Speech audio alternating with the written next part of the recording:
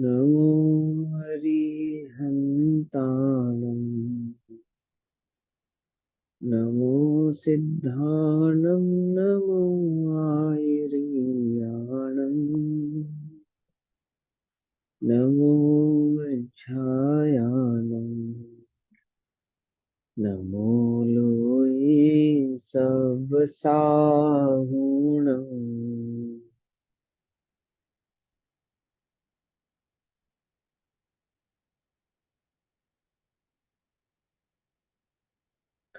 ओंकारबिंदु संयुक्तं नित्यं ध्यायन्ति योगिनः कामदं मोक्षदं चैव ओंकाराय नमो नमः। मङ्गलं भगवान् वीरो मङ्गलं गौतमो गणी मङ्गलं कुन्दकुन्दार्द्यो जैनधर्मोऽस्तु मङ्गलम् सर्वमङ्गलमाङ्गल्यं सर्वकल्याणकारकं प्रदानां सर्वधर्माणां जैनं जयतु शासनम्। नमः समय साराय स्वानुभूत्य चकासते चित्स्वभावाय भावाय सर्वभावान्तरच्छिदे।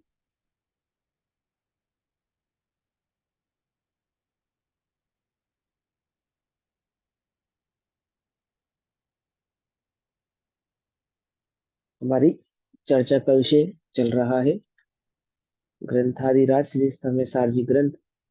और समय जी ग्रंथ में आचार्य अमरचंद्र देव द्वारा विरचित टीका के माध्यम से, आत्मख्याति टीका के माध्यम से हमारी चर्चा चल रही है, जिसमें हमने कलश नंबर 10 तक का कल स्वाध्याय किया था। ठीक। हम्म। आज हमें गाथा नंबर 14 का स्वाध्याय करना है। पेज नंबर 37, समय सारजी गाथा नंबर 14। ठीक। जिनके पास जो मेरे पास अ, सोनगढ़ से छपा हुआ समय सारजी ग्रंथ है, आपके पास जो भी ग्रंथ है ना, उसमें गाथा नंबर 14 निकाल लीजिए। शुरू करें। जोपस्तदि अप्पाणम् अबद्धपुट्ठम् अननयम् नियतम् अविशेषमसंयुक्तं तं शुद्धनयम् व्याणिहि। फिर पढ़ता हूं एक बार। जो पश्यति अप्पाणम, पश्यति अर्थात संस्कृत में एक शब्द है पश्यन्ति। पश्यन्ति का मतलब होता है देखना। ठीक है ना। तो यहाँ पश्यति यानी देखना। जो पश्यति अप्पाणम, जो आत्मा को देखता है, आत्मा का अवलोकन करता है। कैसा? कैसा देखता है? अबद्ध पुट्ठम, अबद्ध पुट्ठम, अबद्ध बंद नहीं, नहीं बंधा हुआ। अबद्ध पुट्ठम, न स्पर्श करता हुआ न बंधा हुआ। अबद्ध स्पृष्ट भी कहते हैं इसको। अबद्ध पुट्ठम अननयम, अनन्य, अननयम अनन्य। और कैसा? नियतम, नियत, नियतम यानी नियत। अविशेष समंसयुक्तम, अविशेष और असंयुक्त, अविशेष और असंयुक्त, तम उसे, शुद्ध नयम वियाड़ी उसे शुद्ध ने जानो। अर्थात शुद्ध ने किसे जानना? शुद्ध ने वह है जो आत्मा को कैसा देखता है?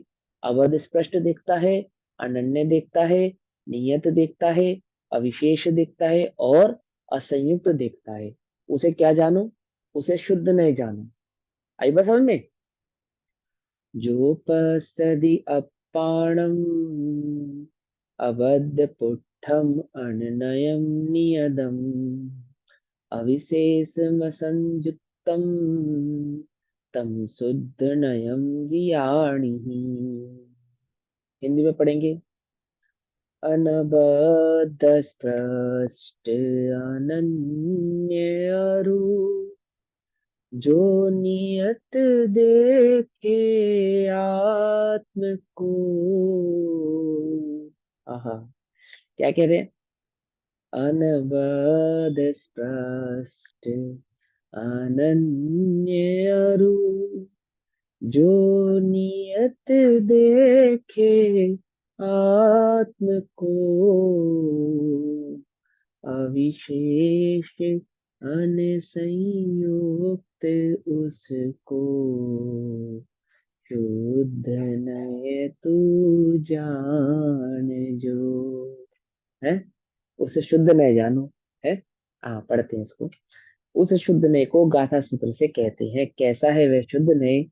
यह, ऊपर संस्कृत में भी लिखा ना, यह जो नय आत्मानम, आत्मा को, अबध स्पृष्टम, बंध रहित और पर के स्पर्श से रहित। कैसा दिखता है? जो आत्मा को ना तो बंधा हुआ देखता है। कब? कब? जब प्रमाण उसे बंधा हुआ कहता है। क्या कहा? आई बस समझ में?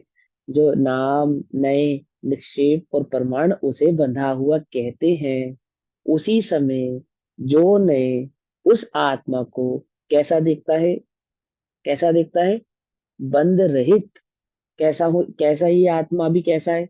संसारी है, आठ कर्मों से बंधा हुआ है, दुखी है। इसी समय, अभी इसी समय, है ना? दुखी हो तुम, सुखी हो? तो भैया बहुत दुखी है हम तो। बहुत दुखी है, नहीं है? है? सर दर्द है, हाथ दर्द है, पैर दर्द है, अपने हिसाब से कुछ नहीं चल रहा है इस दुनिया में। है ना? उसी समय, उसी समय जो नए, जो नए इस आत्मा को, मुझ आत्मा को मुझे कैसा देखता है? मुझे कैसा देखता है? बंध रहित और और पर के स्पर्श से रहित। द्रव्य कर्म, भाव कर्म और नो कर्म ने मुझे छुआ ही नहीं है। उससे रहित, रहित है ना? स्फटिक मणि पीले वस्त्र पे रखी है, तो पीले वस्त्र से स्फटिक मणि जुदी है। कैसे जुदी है? कि स्फटिक मणि ने पीले वस्त्र को छुआ नहीं है। छुआ नहीं है।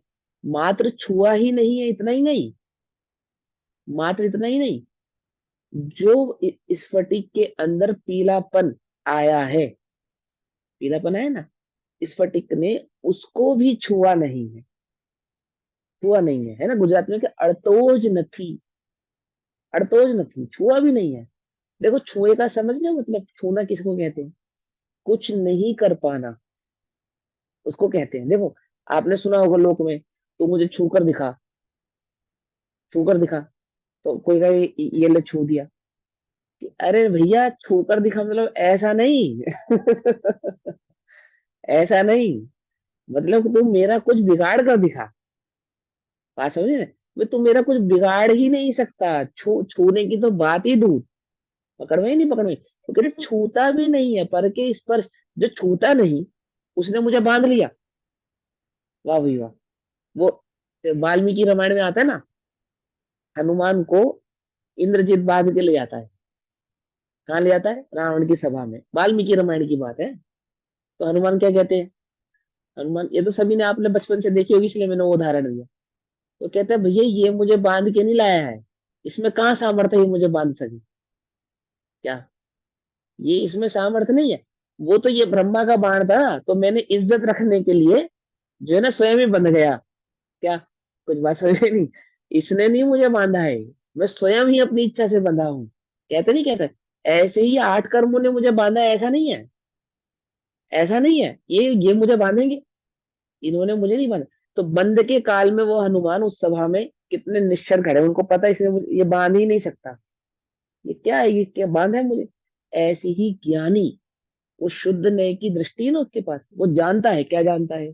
कि अभी इसी समय, इसी वक्त, ये आठ कर्मों से घिरा हुआ मैं आत्म तत्व, जो प्रमाण, नय, निक्षेप आदि द्वारा बंधा हुआ दिखाई देता हूँ, मैं कैसा हूँ? कैसा हूँ? अबद्ध स्पृष्ट। कैसा? कि बंध रहित और पर के स्पर्श से रहित। अनन्यकम, अनन्यत्व रहित। अनन्यत्व रहित मतलब अपने स्व स्व चतुष्टय से अलग नहीं होता हुआ, अनन्यत्व, अन्यत्व रहित, अन्यत्व रहित, अन्यत्व रहित का मतलब है जो पर है ना, पर वो पर से मेरा कोई लेना देना नहीं है, अन्य रूप नहीं हुआ मैं, अन्य त्व, अन्य पना रहित। समझे? जैसे एग्जाम्पल के तौर पे आपको पता ही है, शक्कर को दूध में डाला, शक्कर को दूध में डाला तो दूध मीठा हो गया क्या? बोलो भैया, कि मीठा स्वाद आते समय दूध शक्कर से कैसा है? बंधा नहीं है, अबद्ध स्पष्ट बना भी नहीं है, शक्कर को दूध ने छुआ भी नहीं है, और दूध शक्कर रूप हुआ भी नहीं है ना? अन्यत्व रहित, अनन्यत्व है, अनन्यत्व है, अन्यत्व रहित है, यानी अपरे स्वचतुष्टय में विद्यमान है और पर के साथ उसके किसी भी प्रकार का कोई संबंध संधि हुई नहीं है। अन्यत्व रहित, नियतम, चला चलता रहित, चला चलता रहित मतलब बदल जाने वाला नहीं है, जैसा है वैसा ही नियत रहने वाला है। अविशेषम, विशेष रहित, कोई ऐसी विशेषता उसके अंदर पर के कारण उत्पन्न हो गई हो, ऐसा भी नहीं है। और असंयुक्तम, नियत अन्य एक बार और क्लियर कर दो, नियत का अर्थ एक्चुअल में क्या होगा? नियत एक्चुअल में जैसा है वैसा ही रहना। अनादि से आत्मा जब चला, अनादि से आत्मा जब चला, दैट मीन्स अनादि से आत्मा कैसा था? कैसा था? सम्यक दर्शन जब प्रकट हुआ तब आत्मा में कुछ बढ़ गया क्या? बोलो भैया, सम्यक दर्शन किसका नाम? मतलब आत्मा में कुछ बढ़ जाना, ज्ञान की राह। आत्मा में कुछ बढ़ जाने का नाम सम्यक दर्शन है, या आत्मा जैसा है वैसा जान लेने का नाम सम्यक दर्शन है? बोलो। आपूर्ण, ये ना कि कलश में 10 नंबर कलश में क्या था?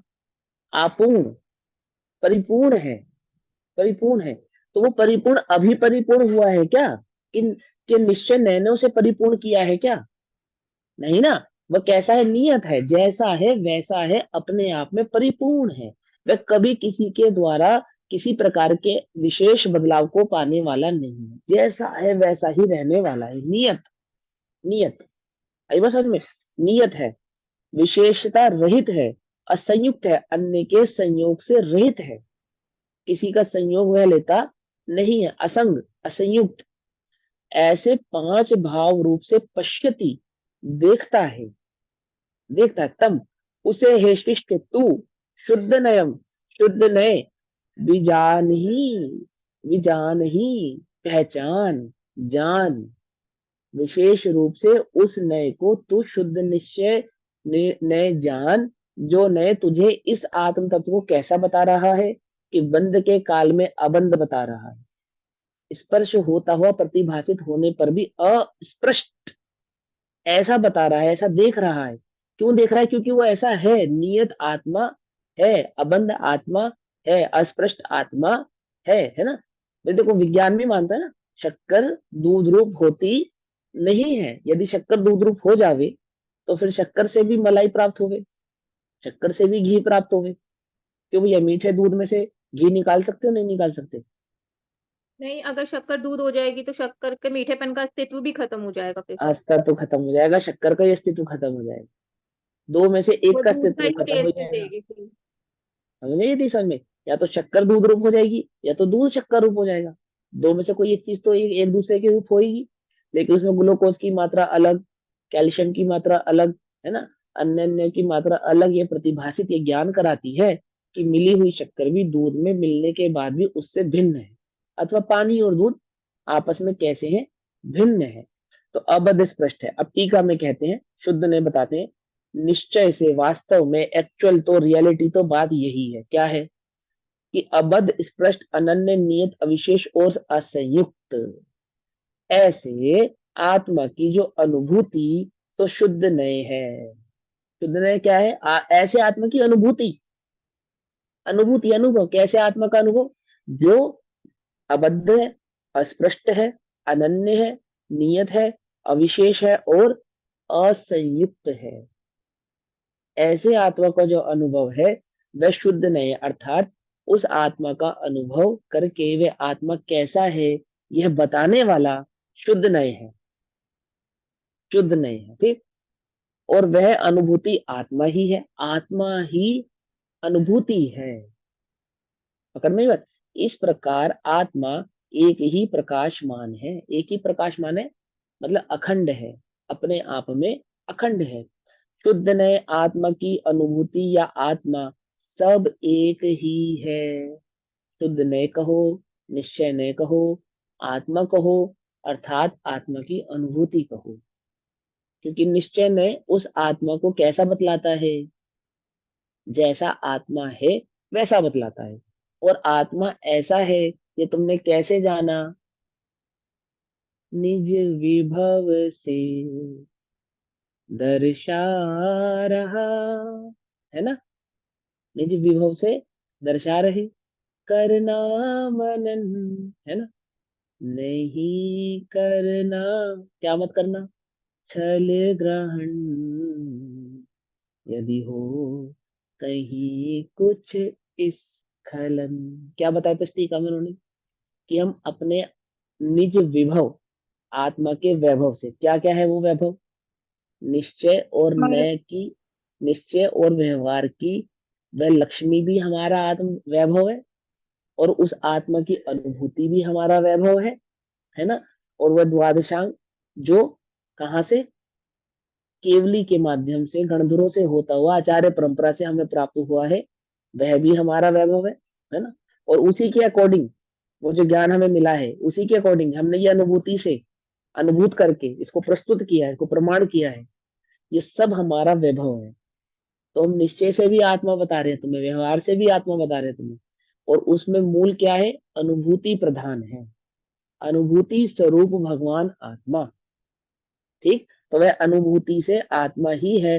शुद्ध ने आत्मा की अनुभूति या आत्मा सब एक ही है, अलग नहीं, अलग नहीं। यानी निश्चय ने जो बता रहा है वह आत्मा को अनुभव करके बता रहा है कि ये आत्मा ऐसा है। विज्ञान क्या करता है, मैथमेटिक्स में होता है कि LHS टू RHS आता है ना, LHS टू RHS सिद्ध करता है, ऐसे विज्ञान भी क्या करता है, सिद्ध करता है, प्रूव करता है। क्या प्रूव करता है, वस्तु के स्वभाव को, उसके गुण को, उसके धर्म को प्रूव करता है। ऐसे ही अध्यात्म में निश्चय ने क्या करता है, वस्तु के स्वरूप का दर्शन कराता है, ज्ञान कराता है।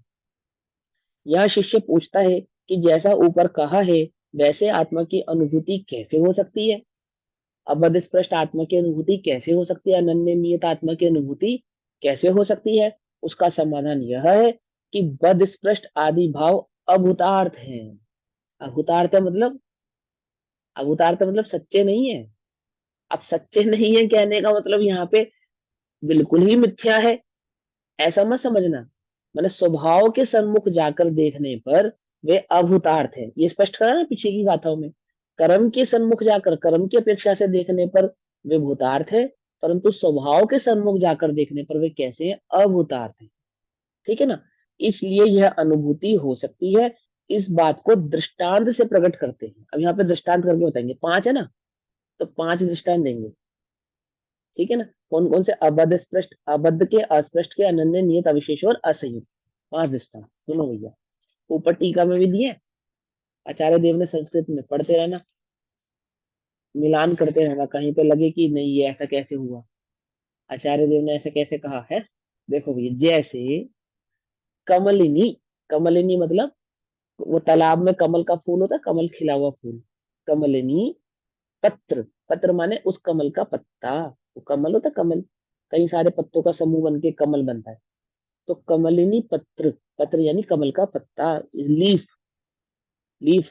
और वो लीफ, वो हरे वाली लीफ की बात नहीं चल रही यहाँ पे, पेटल की बात चल रही है। पेटल समझते हो ना, फूल की पंखुड़ी, कमल के फूल की पंखुड़ी जल में डूबा हुआ हो तो उसका जल से स्पर्शित होने रूप अवस्था से अनुभव करने पर जल से स्पर्शित होना भूतार्थ है, सत्यार्थ है। अभी बोला ना कि अभूतार्थ का मतलब ऐसा मत समझ लेना बिल्कुल ही मिथ्या है, कर्म की अपेक्षा से देखने पर वह कैसा है, भूतार्थ है। ऐसे ही जब हम कमल के फूल को, कहाँ पे खिलता है कमल का फूल, कीचड़ में अथवा जल में, कीचड़ वाले जल में। तो जब वह जल में फूल खिलता है, कमल का फूल खिलता है, तो कैसा नजर आता है? आधा जल में डूबा हुआ होता है, आधा जल से बाहर होता है ना, होता है। नीचे का जो पत्ते होते हैं वो जल में डूबे हुए होते हैं, देखे होंगे आपने। और ऊपर थोड़ा जल से बाहर होता है। तो जब हम उसको इस दृष्टि से देखते हैं, जल की दृष्टि से देखते हैं, तो हम ऐसा ही पाते हैं कि यह कमलिनी पत्र जल में डूबा हुआ है, ऐसा ही नजर आता है। परंतु जब हम उसको उस जल से बाहर निकालते हैं, उस कमल को, तो कैसा प्राप्त होता है? बिल्कुल सूखा, बिल्कुल सूखा, एकदम। समझे? इतना भी उसमें नमी नहीं है, मतलब पानी की का जो गीलापन है उस फूल में नहीं है। बिना पानी को सींचन किए, मतलब बिना पानी का सेवन किए वो कमल खिल गया? बोलो भैया। जल से उसको बाहर निकाल के रख दो, तो कितने दिन निकाल के रखो कि वह खिला रहे, ऐसे ही फ्रेश बना रहे? यानी कि वो, अब बात को समझ में आ रही नहीं आ रही है? तो कहते हैं जब हम जल की दृष्टि से उसको देखते हैं, तो जल में डूबा हुआ पाते हैं। क्योंकि वह जल में डूबा हुआ है, तो ये बात स्पष्ट हो जाती है कि जल को वह ग्रहण कर रहा है, अथवा जल ने उस पत्ते को छुआ है, अथवा उस कमलिनी पत्र ने उस जल को छुआ है। डूबा हुआ हो तो उसका जल से स्पर्शित होने रूप अवस्था से अनुभव करने पर जल से स्पर्शित होना सत्य है, भूतार्थ है, सत्यार्थ है, रियलिटी है। तथापि फिर भी जल से किंचित मात्र भी न स्पर्शित होने योग्य कैसा होता है कमल का पत्र? कि वह सदा ड्राई रहता है, जल में डूबा होने पर भी पानी उसको भिगो सकता नहीं, गीला कर सकता नहीं। तो क्या कहते हैं? किंचित मात्र भी न स्पर्शित होने योग्य, किंचित मात्र भी न स्पर्शित होने योग्य कमलिनी पत्र के स्वभाव के समीप जाकर अनुभव करने पर जल से स्पर्शित होना अभूतार्थ है, असत्यार्थ है। समझ में बात? ऐसे ही इस आत्मा को नाम नय निक्षेप आदि की दृष्टि से देखने पर, आठ कर्म आदि की दृष्टि से देखने पर संसारी भी प्राप्त, इसका संसार अवस्था का होना, बंध अवस्था का होना कैसा है? भूतार्थ है, सत्यार्थ है। परंतु आत्म स्वभाव की दृष्टि से देखने पर, सम्यक दर्शन कैसे प्रकट करूं मैं? आत्म स्वभाव की दृष्टि से देखने पर अपने को कैसा अनुभव करे? अबद्ध स्पृष्ट, अस्पृष्ट, कमलिनी पत्र के समान, जल से अति भिन्न। ऐसे ही आत्मा कर्मों से, द्रव्य कर्म, भाव कर्म, नो कर्मों से अति भिन्न, असत्यार्थ। उसी प्रकार अनादि काल से बंधे हुए आत्मा का, कौन हो तुम? ये तुम्हारी बात चल रही है आत्मा कह के, या क्या के पुद्गल कर्म हो तुम?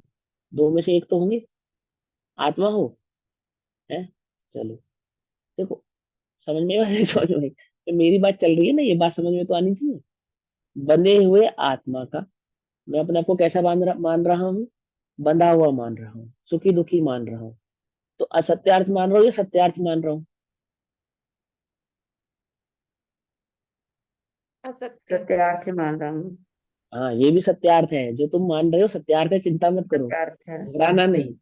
हाँ। लेकिन तुम जहां से देख रहे हो वहां से तो सत्यार्थ है, लेकिन जहां से हम तुम्हें दिखाना चाहते हैं ऐसा। तो क्या कहते हैं? आत्मा का पुद्गल कर्मों से बंधने, स्पर्शित होने रूप अवस्था से अनुभव करने पर बद स्पष्टता भूतार्थ है, सत्यार्थ है। ठीक है ना? कर्मों की दृष्टि से, आठ कर्मों की अपेक्षा से देखने पर यह आत्मा कर्मों से बंधा हुआ भी है, उसके उदय आदि को भोगने वाला भी है, यह बात सच्ची है। परंतु तथापि उसी समय, जितना ये सत्य है ना, उसी समय एक सत्य और है जो तुम नहीं जानते। कौन सा? तथापि पुद्गल से किंचित मात्र भी स्पर्शित न होने योग्य अवस आत्म स्वभाव के समीप जाकर अनुभव करने पर बद स्पष्टता अभूतार्थ है, असत्यार्थ। समझे बात? स्वभाव कैसा है आत्मा का? कि ना ही वह कर्मों से कभी बंध सकता है, ना ही कर्मों को कभी छू सकता है। समझ? देखो, एक बात को समझो, ये बात हमेशा ध्यान रखना, आगे बहुत सारी गाथों में यही भाव आने वाला है, ये बात हमेशा याद रखना। द्रव्य कर्म, ठीक है, द्रव्य कर्म, नो कर्म का कर्ता आत्मा नहीं है, का कर्ता आत्मा नहीं है। भाव कर्म का कर्ता आत्मा है, लेकिन ये भी पूरा सच नहीं है अभी, ठीक है ना। हाँ, अभी हम आपको यहाँ पे इस स्टेज पर एक बात समझा रहे हैं, बस आगे की स्टेज पे हम आपको ये भी सिद्ध करेंगे कि भाव कर्म का कर्ता भी आत्मा नहीं है। लेकिन अभी यहाँ समझो, फिलहाल यहाँ समझो क्या कह रहे हैं। द्रव्य कर्म और नो कर्म का कर्ता आत्मा नहीं है, यानी जो 8 कर्म और 8 कर्म के निमित्त से मिलने वाली जो सामग्री है, ये देह कैसी है, 8 कर्म के निमित्त से प्राप्त हुई है ना, इसका कर्ता आत्मा नहीं है। तो जितने भी संयोग दिख रहे हैं ना तुम्हें, इसका कर्ता आत्मा नहीं है। पाप का उदय, पुण्य का उदय, आदि आदि के संयोगों से होने वाले जितने भी परिणमन है, उनका कर्ता आत्मा नहीं है। तो आत्मा किसका करता है, अज्ञान का करता आत्मा। अज्ञान ना करे ये भी आत्मा कर सकता है, और अज्ञान करे यह भी आत्मा ही करता है, क्योंकि ज्ञान आत्मा का स्वभाव है, ज्ञान आत्मा का स्वभाव है, उस स्वभाव का कर्ता आत्मा है। समझ में बात, ज्ञान और आत्मा के बीच में कर्ता कर्म संबंध है, कर्ता कर्म संबंध है, ठीक। अभी मैं दुखी हो रहा हूँ तो किस लिए हो रहा हूँ, कि कर्म के उदय से दुखी नहीं हो रहा हूँ, कर्म के उदय से दुखी नहीं हो रहा हूँ, कर्म के अज्ञान के उदय को कारण। अपना अपना मानता हूँ, अपना मानता हूँ, तो मैं दुखी होता हूँ। और कर्म के उदय के काल में यदि मैं स्वभाव की दृष्टि करूं तो मैं कैसा हूं, कैसा हूं, कि दर्पण पे काला कपड़ा ढक दिया जावे तो दर्पण काला हो जाता है या नहीं, बोलो भैया। काला नहीं हुआ दर्पण, पर दर्पण में तो सिवाय कालेपन के और कुछ नजर नहीं आ रहा। कि भले ही सिवाय कालेपन के कुछ नजर ना आवे, तो भी दर्पण कभी काला होता होता है, नहीं है ना। तो कपड़े की अपेक्षा से, कपड़े की दृष्टि से दर्पण काला हो गया ऐसा नजर आता है, परंतु दर्पण की अवस्था, दर्पण की अपेक्षा से देखने पर यह बात ज्ञात हो जाती है कि कपड़ा, काला कपड़ा दर्पण को काला करता नहीं। इसी प्रकार से 8 कर्मों की अपेक्षा से देखने पर वह आत्मा 8 कर्म रूप होता हुआ दिखाई देने पर भी, देखने देने पर भी, जब आत्मा की दृष्टि से उसको देखा जाता है, आत्म स्वभाव के सम्मुख होकर देखा जाता है, तो वह 8 कर्म रूप होता नहीं है, 8 कर्मों से बनता नहीं। अब तुम अपने को किस दृष्टि से देख रहे हो, ये देखो, कौन सी दृष्टि से देख रहे हो। जब भी तुम दुखी हो, है ना, जब भी तुम्हें मिथ्यात का जोर आवे, कषाय का जोर आवे, दैट मीन्स तुमने अपने को कहाँ से नहीं देखा, स्वभाव की दृष्टि से नहीं देखा। स्वभाव से नहीं देखा। आहा, स्वभाव से नहीं देखा, कैसे देखोगे, जानते ही नहीं हो, जानते ही नहीं हो, स्वभाव से अपने को जानते ही नहीं हो। तो उस स्वभाव का ज्ञान करा रहे हैं यहाँ पे, ठीक है ना, कि आत्मा का स्वभाव कैसा है, कि आत्मा सदैव अबद्ध स्पृष्ट है, ना बंधा है, ना पर को छूता है, ना पर से बंधता है और ना ही पर को छूता है। तो आत्मा के स्वभाव के समीप जाकर अनुभव करने पर बद्ध स्पृष्टता अभूतार्थ है, असत्यार्थ है, झूठी है एकदम, कोई बंधा बंधा नहीं है आत्मा। काले कपड़े की अपेक्षा से शीशा काला है, पर शीशे की अपेक्षा से देखने पर तो शीशा काला होता होता नहीं है। समझ में, ये दर्पण के समान है ना आत्मा, ये कभी काला होता नहीं है। नाली में गिरा हुआ हीरा नाले की दृष्टि से देखने पर गंदा है, परंतु हीरे की दृष्टि से देखने पर कैसा है, अस्पष्ट। उसने उस गंदगी को छुआ नहीं है। कौन छुए, रसगुल्ला गिरे तो छू ले, हीरा गिरे तो नहीं छुए। रसगुल्ले जैसा आत्मा है या हीरे जैसा आत्मा है, बोलो। मिथ्या दृष्टि का आत्मा हीरे रसगुल्ले जैसा है, मिथ्या दृष्टि का आत्मा रसगुल्ले जैसा है, आत्मा रसगुल्ले जैसा होता नहीं। मानता है वह आत्मा, कैसा, रसगुल्ले मोह जैसा। रागी द्वेषी। गिर गया तो वैसा ही हो गया। लेकिन ज्ञानी उसी आत्मा को कैसा देखते हैं, चैतन्य चमत्कार हीरे जैसा, है ना। अगला उदाहरण, तथा जैसे मिट्टी का कमंडल अथवा घड़ा, झारी, सकोरा। देखो ये जो है ना, मिट्टी का कमंडल, घड़ा, झारी, सकोरा इत्यादि पर्यायों से अनुभव करने पर अन्यत्व भूतार्थ है, सत्यार्थ है। सकोरा पता है किसे कहते हैं, सकोरा, पता ही होगा आप लोगों को तो। कटोरे को। कटोरे को, मिट्टी का कटोरा होता है ना, कटोरे जैसी अवस्था, उसको सकोरा कहते हैं। नहीं ये जैसे वो उसी पक्षियों को कटोरे को, पानी डालने के लिए जो डालते हैं वही ना। हाँ वो सकोरा, सकोरा, वेरी गुड वेरी गुड, सकोरा, उसी को सकोरा कहते हैं। उसी को थोड़ा लंबा कर दो तो झारी बन जाती है, उसी को थोड़ा और चौड़ा कर दो तो घड़ा बन जाता है, ठीक है ना। और उस घड़े को थोड़ा छोटा करके और लंबाई को थोड़ा कम कर दो तो कमंडल बन जाता है, ठीक। तो क्या कहते हैं कि मिट्टी का कमंडल, मिट्टी का कमंडल, मिट्टी का घड़ा, मिट्टी की झारी और मिट्टी का सकोरा। यदि हम सिर्फ सकोरा देखें, घड़ा देखें, कमंडल देखें, झारी देखें, तो ऐसा देखने पर सभी अलग अलग हैं, सभी अलग अलग है। सकोरा झारी से अलग है मिट्टी, है ना, और मिट्टी का कमंडल अन्यों से अलग है, घड़े आदि से अलग है, घड़ा कमंडल झारी आदि से अलग है, झारी कमंडल घड़ा सकोरा आदि से अलग है, चारों अलग अलग है, चारों अलग अलग है। आपके आपके आज के उदाहरण के हिसाब से आपके घर में रखी हुई स्टील की प्लेट, स्टील की कटोरी, स्टील की चम्मच और स्टील का भगोना, ये चारों एक है या अलग अलग है? कि आकार की दृष्टि से देखने पर चारों ही अलग अलग है। अभी समझना ध्यान से, ठीक है ना। तथापि सर्वथा अस्खलित, सर्व पर्याय भेदों से किंचित मात्र भी भेद रूप ना होने वाले ऐसे एक मिट्टी के स्वभाव के समीप जाकर अनुभव करने पर अन्यत्व है, अभूतार्थ है, असत्यार्थ है। अब मैं इसका उदाहरण समझाता हूँ। भैया किस किसने स्टील के बर्तन खरीदे हैं, ये बताओ, किस किसने स्टील के बर्तन खरीदे हैं?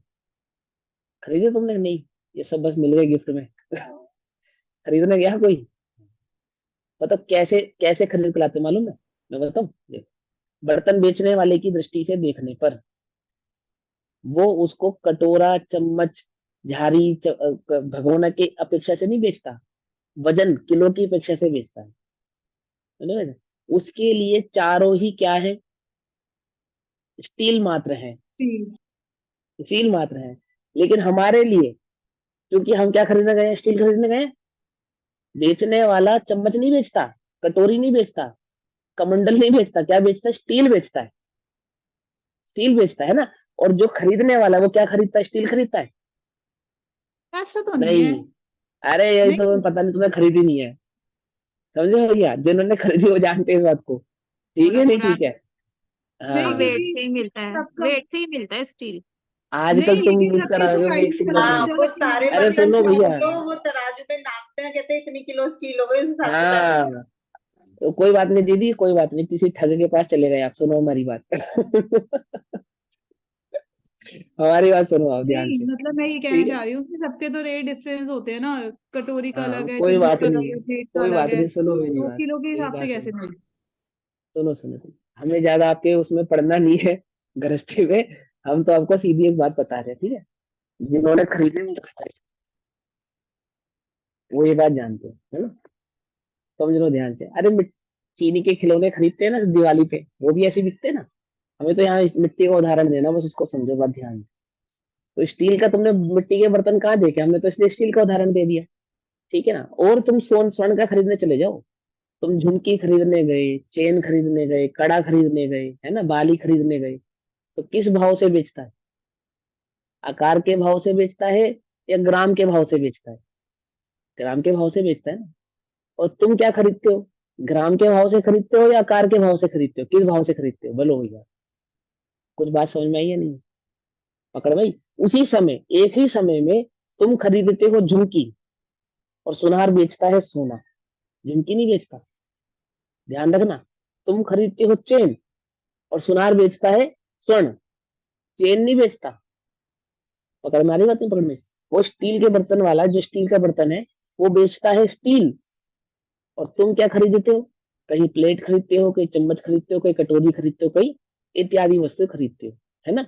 तो अब तुम जिस दृष्टि से अनुभव करते हो उसी वस्तु को आकार की दृष्टि से, और बेचने वाला उसी समय उसको किस दृष्टि से अनुभव करता है?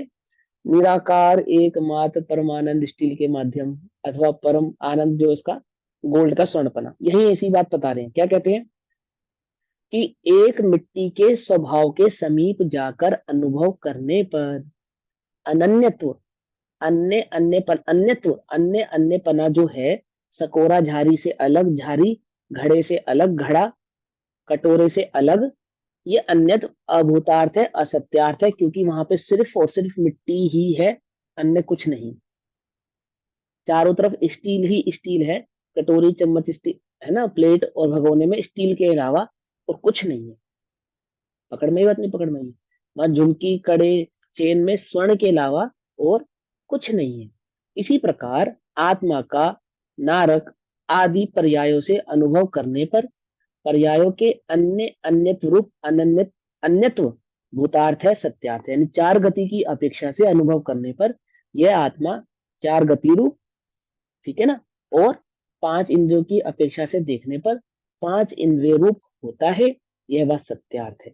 तथापि फिर भी सर्वथा अस्खलित, अपने स्वभाव को न छोड़ने वाला, अस्खलित अपने स्वभाव को नहीं छोड़ने वाला, सर्व पर्याय भेदों से किंचित मात्र भी भेद रूप न होने वाला, है ना, एक चैतन्याकार, एक चैतन्याकार। आकार बेचता है सुनार, भले ही स्वर्ण को बेचने के लिए वह आकार बनाता है, परंतु आकार नहीं बेचता है, स्वर्ण ही बेचता है।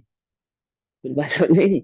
आपको लुभाने के लिए आकार बनाता है, अज्ञानियों को लुभाने के लिए आकार बनाता है। और स्वर्ण ज्ञानी है, स्वर्णकार ज्ञानी है, उसको उसकी दृष्टि में क्या है, आकार है या स्वर्ण है?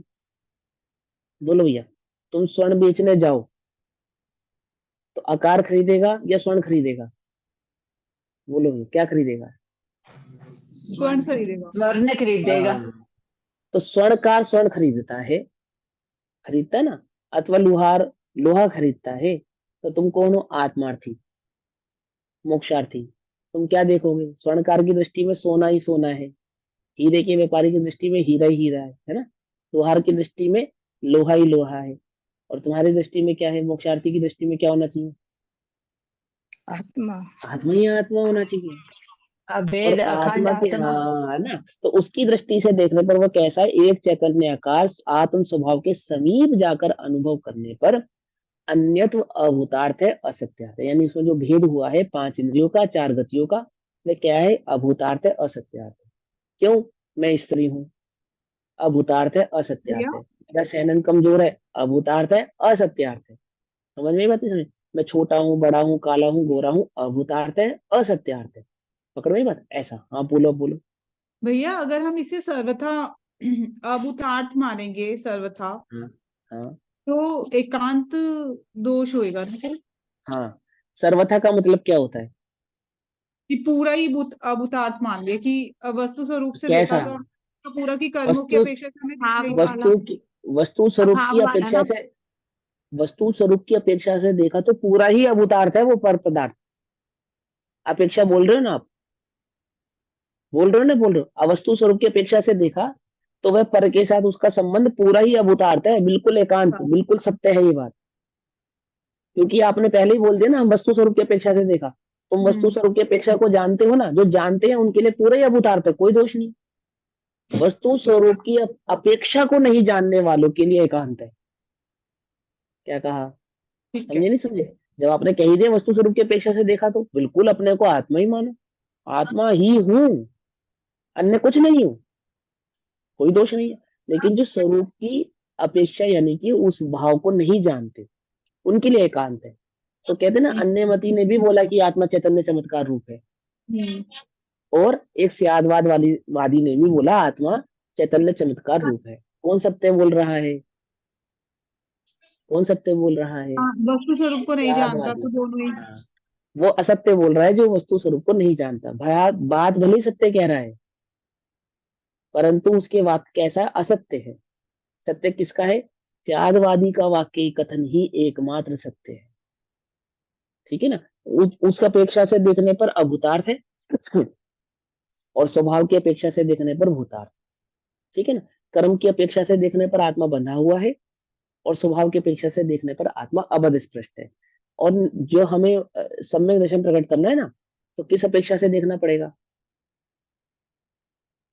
वस्तु स्वरूप की अपेक्षा से स्वभाव की दृष्टि। आत्मा स्वभाव के नजदीक जाकर देखना पड़ेगा, स्वभाव के नजदीक जाकर देखना पड़ेगा। और स्वभाव के नजदीक कौन जा सकते हैं? निर्णय करने वाले जिसने जो वस्तु के वस्तु स्वरूप स्वरूप का को निर्णय किया। समझेंगे, जो इन्होंने वस्तु वस्तु स्वरूप को स्वरूप भली को प्रकार से समझेंगे। जाना है, नाम नय निक्षेप प्रमाण आदि से अनेक नहीं युक्तियों से, पंडित टोडरमल नहीं जी की जाता। भाषा में, है ना, पंडित टोडरमल जी की भाषा में कहे तो परीक्षा प्रधानी, जिसने वस्तु को परीक्षा करके भली प्रकार से समझा। समझे नहीं समझे? क्या परीक्षा करी उसने? परीक्षा करने का क्या नियम है? नाम नय निक्षेप आदि से वस्तु स्वरूप को समझा जाता है ना, वो परीक्षा कहलाती है। वो परीक्षा करके और फिर उसने ये निर्णय किया कि वस्तु स्वभाव से ऐसी है ना, ये निर्णय किया उसने। तो अनुभव किसको होगा? जिसका निर्णय सही होगा। और निर्णय सही किसका होगा? जिसने असली और नकली, क्या कहा, असली और नकली दोनों बातों को जाना होगा। दैट मीन जिसने द्रव्यात्मक अपेक्षा से और द्रव्य को पर्यायात्मक अपेक्षा से, दोनों ही अपेक्षाओं से भली प्रकार से जाना होगा और समझा होगा।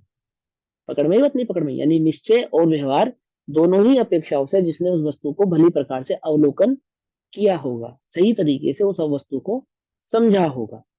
ठीक, पकड़ में आई बात? नहीं पकड़ में आई? समझ में आ रही ना? हाँ चलो देखो, एक चैतन्यकार आत्म स्वभाव के समीप जाकर अनुभव करने पर अन्यत्व अभूतार्थ है और असत्यार्थ है। आगे, जैसे समुद्र का वृद्धि हानि रूप अवस्था से अनुभव करने पर, यानी समुद्र में ज्वार भाटा आता है ना, देखा ज्वार भाटा? एक तो 15 दिन ज्वार और 15 दिन भाटा आता है, एक प्रतिदिन भी आता है। प्रतिदिन भी आता है, मालूम है तुम्हें? रात को समुद्र किनारे पे बढ़ जाता है और दिन में घट जाता है, मालूम है ये बात? नहीं मालूम? किनारा होता है ना, किनारा जो समुद्र का किनारा होता है, वो रात के समय पानी अधिक थोड़ा और बाहर की तरफ आ जाता है और दिन के समय पीछे चला जाता है। और ज्वार भाटा में तो होता ही है कि जब पूर्ण चंद्रमा निकलता है तब समुद्र का पानी बढ़ जाता है, और जब अमावस्या आती है जैसे जैसे, तो समुद्र का पानी घट जाता है। तो क्या समुद्र में पानी घटता बढ़ता है क्या, ये प्रश्न है। तो ये यहाँ पे वो बात समझा रहे हैं कि जिस प्रकार वृद्धि हानि रूप यानी ज्वार और भाटे रूप अवस्था से अनुभव करने पर अनियतता अनिश्चितता भूतार्थ है, सत्यार्थ है ना। यदि समुद्र को ज्वार भाटे की अपेक्षा से देखें तो पानी का घटना बढ़ना सच है, कि एक्चुअल में समुद्र का पानी घटता और बढ़ता है। एक्चुअल में घटता बढ़ता नहीं है, एक्चुअल में घटता बढ़ता नहीं। एक थाली में पानी भरो और थाली को हल्का सा ऐसे झुलाओ, तो पानी एक तरफ अधिक और एक तरफ कम, एक तरफ अधिक और एक तरफ कम होगा या नहीं होगा? तो थाली में कितना पानी कम हुआ, कितना पानी कम हुआ या नहीं हुआ? तो अपेक्षा से पानी एक जगह इकट्ठा हो रहा है, इस अपेक्षा से देखने पर एक जगह ज्यादा और एक जगह कम पानी नजर आता है, यह बात भूतार्थ है, सत्यार्थ। परंतु, है ना, तथापि नित्य स्थिर समुद्र स्वभाव के समीप जाकर अनुभव करने पर अनियतता अभूतार्थ है, असत्यार्थ। आत्मा में छोटा बड़ापना होना, है ना, गति से गत्यांतर होना, सूक्ष्म आदि ज्ञानों का घटना बढ़ना, ऐसा देखना, ऐसा देखने पर कर्म की अपेक्षा से देखने पर सत्यार्थ है, भूतार्थ। परंतु आत्मा के ज्ञान स्वभाव की दृष्टि से देखने पर, आत्मा के सूक्ष्म स्वभाव की दृष्टि से देखने पर, अगुरु लघुत्व स्वभाव की दृष्टि से देखने पर, वह आत्मा ना तो छोटा बड़ा होता है, ना उसमें कोई हानि वृद्धि होती है, समझ रही बात? ना ही उसमें किसी प्रकार की कोई कमी आती है और ना ही कोई किसी प्रकार की उसमें उसमें विशेषता बढ़ जाती है।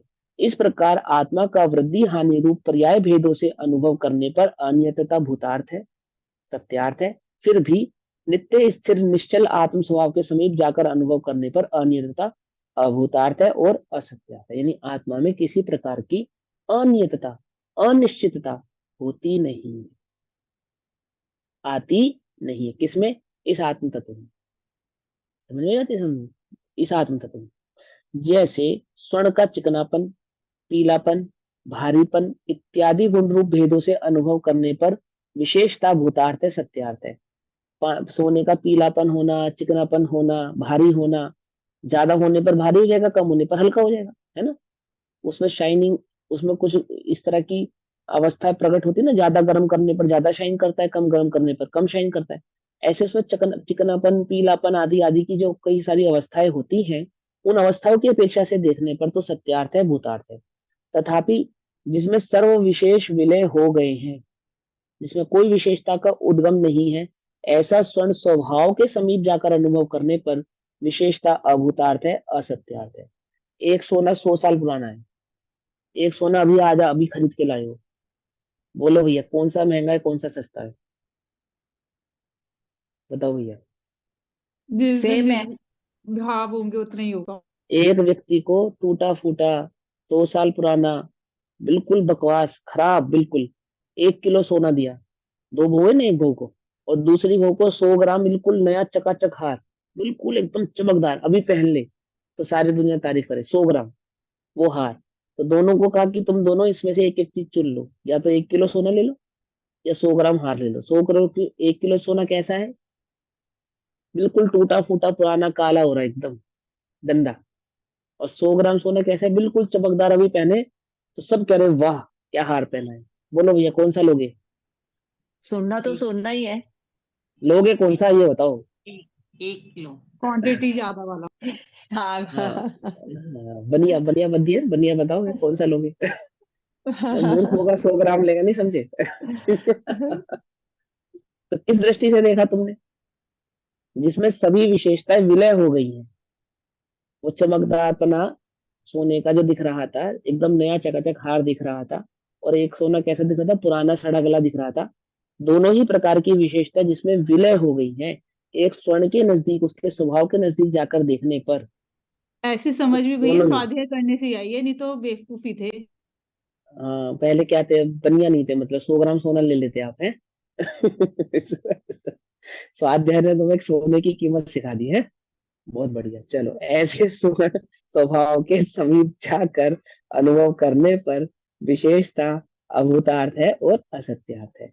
इस प्रकार आत्मा का ज्ञान, दर्शन आदि गुण रूप भेदों से अनुभव करने पर विशेषता भूतार्थ है, सत्यार्थ है ना। विशेष गुणों की अपेक्षा से देखने पर वह आत्मा ज्ञान वाला, दर्शन वाला, चारित्र वाला, सुख वाला, ऐसा देखने पर यह बात सत्य है, उसमें इस प्रकार के भेद है, भेदों से उन गुणों का ज्ञान कराते हैं। परंतु स्वभाव के नजदीक जाकर देखने पर, जिसमें सर्व विशेष विलय हो गए हैं, ऐसे आत्म स्वभाव के समीप जाकर अनुभव करने पर विशेषता अभूतार्थ है और असत्यार्थ है, ऐसा स्वरूप जानो।